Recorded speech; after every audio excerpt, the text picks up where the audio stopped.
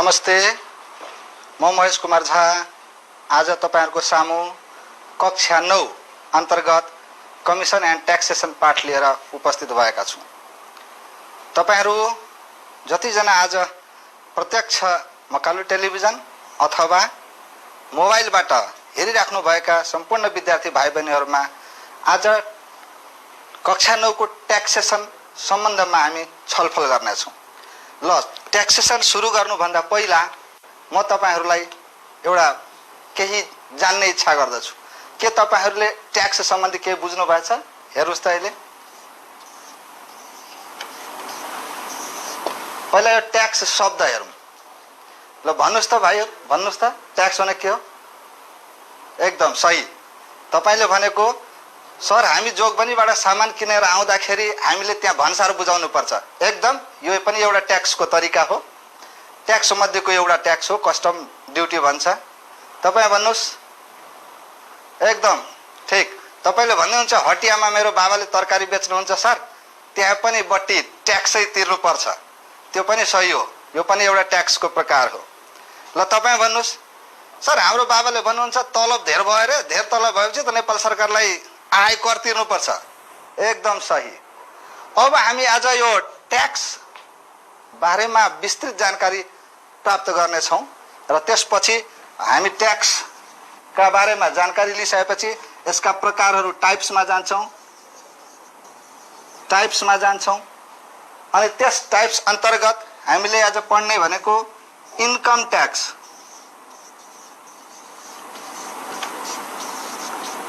Income tax सँग related हामीले पढ्ने छौं। ल सबभन्दा पहिला हामी हेरौं त ट्याक्स कसलाई भन्ने हो? कर। अहिले सबैको कान कानमा गुन्जिएको छ अहिले हाम्रो देशमा कर थोप्रियो अरे, कर थोपारियो अरे। त्यो किन कर हामी यसको बारेमा बुझ्दै गएपछि वास्तवमा प्रत्येक नागरिकले तिर्नुपर्ने नैसर्गिक अधिकार हुन आउँछ। कर भन्नाले हेर्नुस् त यो एउटा ट्याक्स अफिस हो। यहाँ हामी को जान्छौं त कर तिर्नका लागि? हामी यहाँ पिपल जान्छ, अर्गनाइजेसन जान्छ, एजेन्सी जान्छ, कम्पनी जान्छ। भन्नुको अर्थ जो राज्यभित्र बसेर आय आर्जन गर्छ अथवा कुनै पनि कारोबार गर्छ भने त्यसले ट्याक्स तिर्नुपर्छ। ल तपाईहरुले म एउटा ट्याक्सको डेफिनेसन भन्नुस् त के बुझ्नु भयो? ट्याक्स भन्नाले तपाईले बुझिसक्नु भयो होला सर। जनता, संघ संस्था, अफिस, व्यक्ति जसले आय गर्दो रहेछ उले नेपाल सरकारलाई पब्लिक सर्भिसको लागि तिर्ने रकम नै ट्याक्स हो। एकदम। ल हेर्नुस् त स्क्रिनमा एकचोटी। यहाँ ट्याक्स भनेर ट्याक्सेसनको डेफिनेसन हेर्नुस् त। Tax is the sum of money paid by people, companies, agencies, organization etcetera to the government for the public service purposes. कर भनेको जनता, कम्पनी, एजेन्सी, संघ संस्था आदिले सार्वजनिक सेवाका उद्देश्यले सरकारलाई दिने रकम हो। पक्कै पनि तपाईहरु बुझिसक्नु भयो होला यो हामी प्रत्येक नेपाली जो देशभित्र बसिरहेका छन् उनीहरूले कर तिर्नुपर्ने हुन्छ र यो प्रत्येक नागरिकको अधिकार हो आफ्नो देश बनाउनु पर्छ। ट्याक्स बारे अझै विस्तृत जानकारीको लागि यो चित्रतिर ट्याक्स अफिस हो नेपाल सरकारको। यहाँ चारैतिर छन् हेर्नुस् यो ट्याक्स अफिस। हामी जनता जाँदै छौं, कहाँ जाँदै छौं त? ट्याक्स अफिस जाँदै छौं। त्यसपछि हेर्नुस् कम्पनी ट्याक्स अफिस जाँदै छौं, एजेन्सी पनि जाँदै छौं, अर्गनाइजेसन पनि जाँदै छौं। कहाँ जाँदै छौं हामी? ट्याक्स अफिस जाँदै छौं। अब ट्याक्स अफिस गइसकेपछि हामीले नेपाल सरकारलाई अथवा कुनै गभर्नमेन्टलाई हामीले आय गरेको मध्येको केही कर हामीले देश विकासको लागि खर्चिनुपर्छ।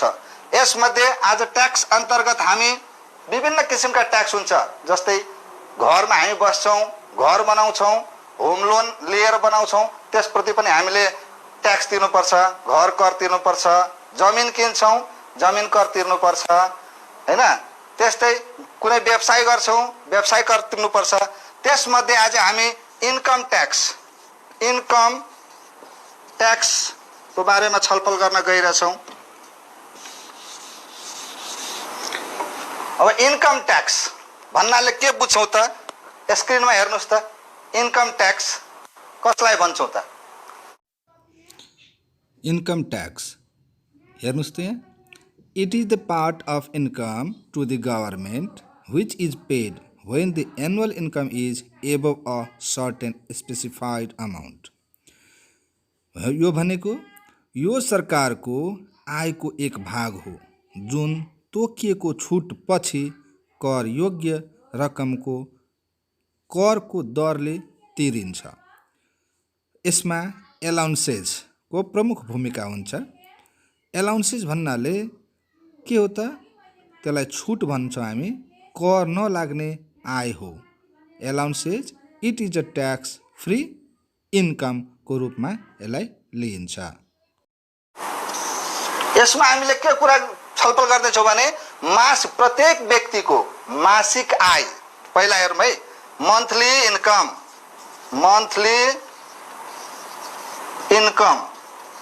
पहिला मन्थली इन्कमलाई हेर्छौँ, जुन प्रत्येक महिना प्रत्येक व्यक्तिले कमाएको आयलाई मन्थली इन्कम भन्छौँ।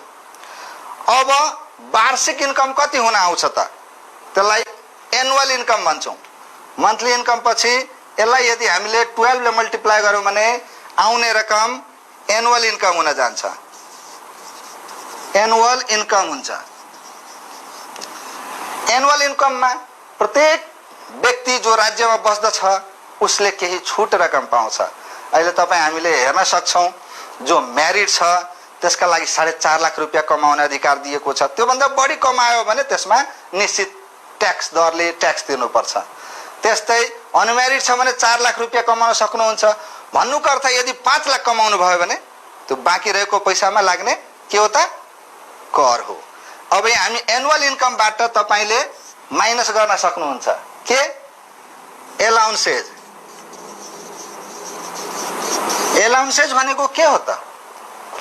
एलाउन्सेज भनेको जुन चाहिँ ट्याक्स फ्री रकम हो, जसमा चाहिँ ट्याक्स लाग्दैन। Allowances is tax free income. Allowance दिइसकेपछि आउने रकमलाई हामीले ट्याक्सेबल इन्कम भन्छौँ। ट्याक्सेबल इन्कम जुन चाहिँ कर योग्य रकम, जसमा चाहिँ कर हामीले लाउन सक्छौँ, यो ट्याक्सेबल इन्कम हो। ल एकचोटि फेरि हेर्नुहोस् त, महिनाको इन्कमलाई 12 ले मल्टिप्लाई गरेर आउने रकम के हो त? एनुअल इन्कम हो। एनुअल इन्कमबाट एलाउन्सेस सब्ट्र्याक्ट गएपछि आउने रकम चाहिँ के हो? ट्याक्सेबल इन्कम हो। यो ट्याक्सेबल इन्कममा यदि ट्याक्स रेट, यदि हामीले ट्याक्स रेटले मल्टिप्लाई गरेर, ट्याक्स रेट भनेको ट्याक्स पर्सेन्टेज हो, त्यहाँबाट आएको इन्कम नै ट्याक्स हो।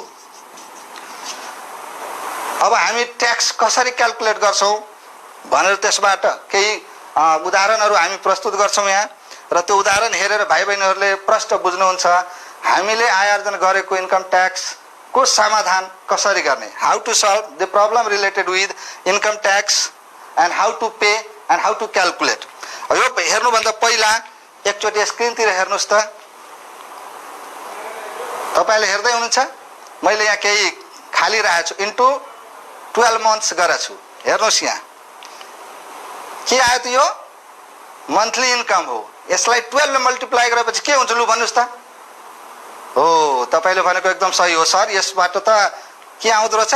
एनुअल इन्कम आउँदो रहेछ। 12 ले मल्टिप्लाई। त्यसपछि हेर्नुहोस् सब्ट्र्याक्ट गरेपछि के आयो त? के सब्ट्र्याक्ट गर्ने? एनुअल इन्कमबाट एलाउन्सेस सब्ट्र्याक्ट गर्ने। त्यसपछि के आयो त? एलाउन्सेस घटाइसकेपछि आएको रकमलाई ट्याक्सेबल इन्कम भनिन्छ। यसपछि ट्याक्सेबल इन्कममा ट्याक्स रेटले जब मल्टिप्लाई गर्नुहुन्छ त्यसपछि आएको रकम नै के हो त? ट्याक्स हो। अब यसबाट बुझ्नुभयो? म मलाई पक्कै पनि लाग्छ। लु भाइ बहिनीहरू भन्नुहोस् त के गर्ने रे? तपाईँले म्याथलाई प्रब्लम नठान्नुहोस्, किन म्याथमेटिक्स प्रब्लमले नै भरिएको छ। यसको समाधान गर्नुभयो भने मात्रै सक्नुहुन्छ। ट्याक्स सबैतिर सुनिराख्नु भएछ तर आफ्नो लाइफमा प्रयोग नगरेको हुनाले यो अलि अप्ठ्यारो महसुस भइरहेको जस्तो मलाई लाग्दैछ। राम्ररी हेर्नुहोस् त, तपाईँले यसलाई गीत बनाएर पनि पढ्न सक्नुहुन्छ। महिनाको इन्कमलाई 12 ले गुणा गरेपछि आउने रकमलाई हामीले एनुअल इन्कम भन्छौँ। त्यसबाट एलाउन्स माइनस गरेपछि आउनेलाई ट्याक्सेबल इन्कम भन्छौँ। त्यो ट्याक्सेबल इन्कममा केही रेटले लगाएर आएको रकम नै ट्याक्स हो। त्यो ट्याक्स कसलाई तिरिन्छ त? गभर्मेन्टलाई तिरिन्छ। किन तिरिन्छ त? देश विकासको लागि तिरिन्छ, सर्भिसको लागि तिरिन्छ। जुन अहिले हामी हेर्दैछौँ, रोड बन्दैछ, पार्क बन्दैछ, नयाँ नयाँ कुराहरूको के अरे सृजना भइरहेको छ, पुल बन्दैछ, त्यो सबै तपाईँ हामीले तिरेको ट्याक्सबाटै बनिरहेको छ। अब यो जब हेर्नुभयो भने एकचोटि मनन गर्नुहोस्। ल एकचोटि मनन गर्नुहोस्, तपाईँले के फर्मुला बनाउन सक्नुभयो? पक्कै पनि फर्मुला बनाउनु भयो। Monthly income is multiplied by 12, then it gives annual income. When annual income is deducted by allowances, it gives taxable income, and after applying tax rate on the taxable income, we get tax. That tax is payable to the government. हामीले सरकारलाई तिर्नुपर्ने त्यो रकम हुन आउँछ। हेर्नुहोस् यहाँ त्यसबाट फर्मुला आफै बन्न गयो। अब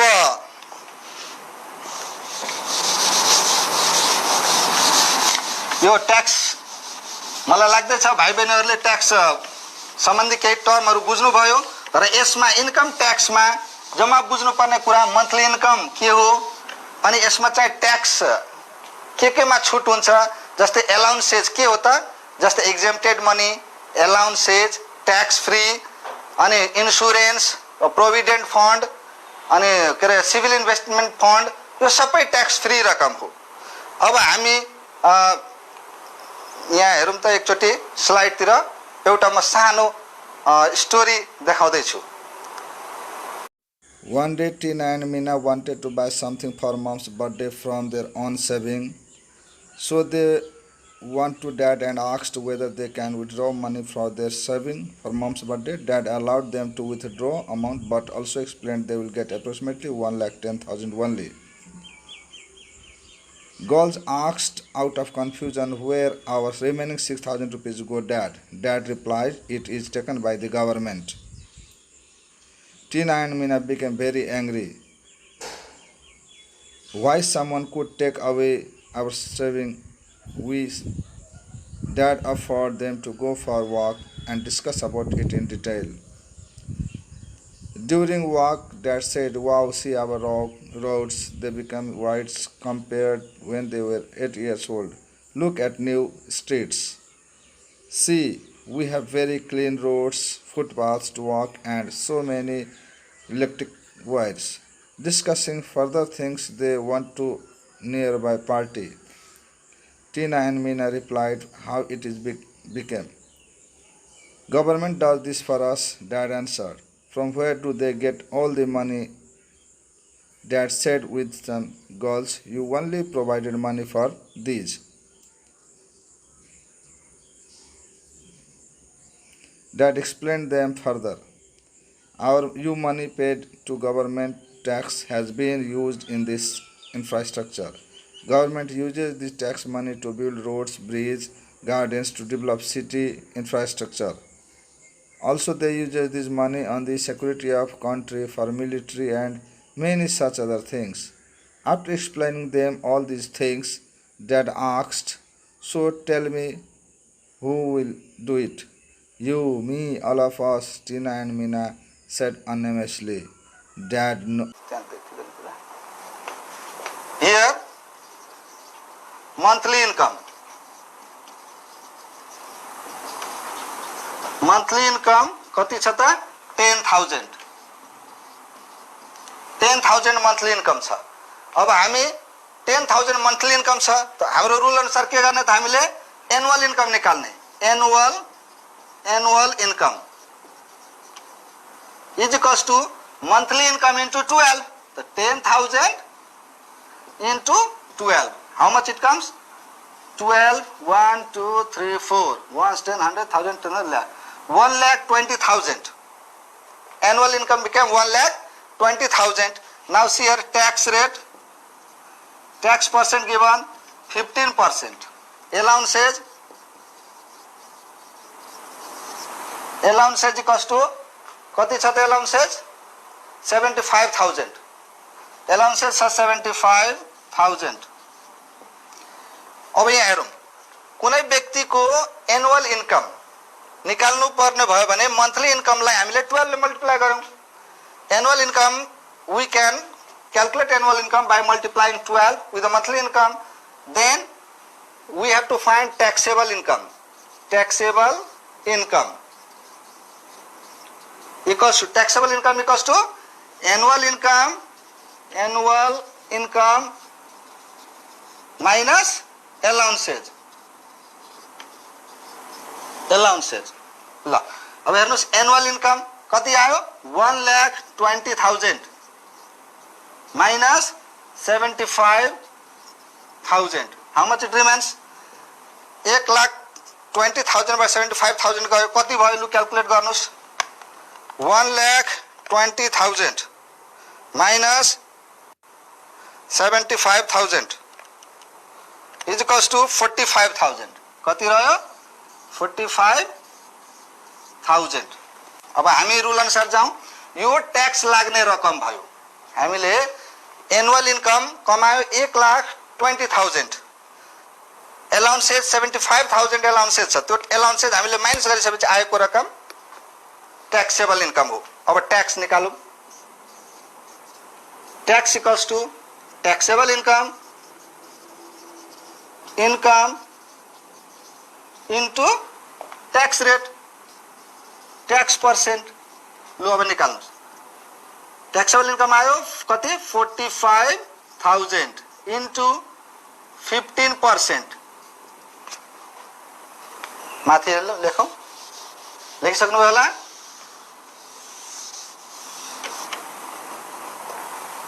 tax is equals to 45,000 into 15/100. 20 cancel. 450 into 15. लो मल्टीप्लाई गरौँ त.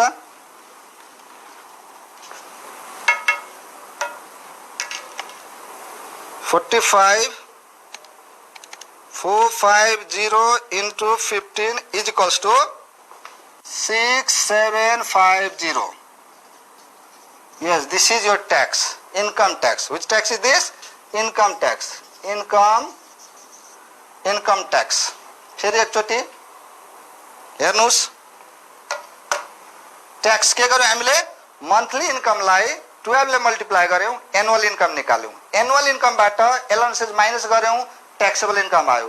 ट्याक्सेबल इन्कममा ट्याक्स रेटले ट्याक्स निकाल्यौं. त्यही ट्याक्स इन्कम ट्याक्स हो. कति आयो त 6,750. ल अब एउटा अर्को उदाहरण हेरौं. The monthly income of a person is rupees 20,000 and his annual allowances is rupees 80,000. If he has to pay 15% as income tax, find his net income per month. कुनै व्यक्तिको मासिक आय रु 20,000 छ र रु 80,000 सम्ममा कर छुट छ भने 15% को दरले कर तिर्दा खुद मासिक आय कति हुन्छ. ल अब हामी यसलाई समाधानतिर जाउँ. यसको समाधान कसरी गर्ने लु हेर्नुस्. Net monthly income equals to what?